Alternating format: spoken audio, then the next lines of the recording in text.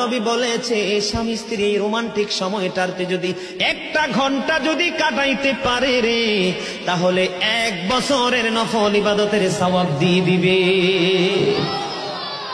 এরে যুবক, বউকে কষ্ট দিও না। স্বামী স্ত্রী যদি কিয়ামতের দিন কমপ্লেইন করে, তুমি যত বড় মোল্লা সাহেব হাজী সাহেব হন, নসিবই জুটবে না। আমি আমার মা আমার বোনদেরকে বলতে চাই, কখনো স্বামীর কলিজায় আঘাত দিও না, কারণ স্বামীর কলিজায় আঘাত দিলে তোমার জীবনে জান্নাত জুটবে না।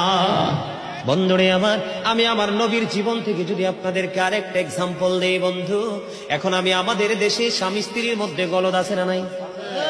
বর্তমান সমাজের যুবক যুবতী, নববধূ নবদম্পতি যারা স্বামী স্ত্রী, তাদের মধ্যে ম্যাক্সিমামই কলহ আছে না নাই?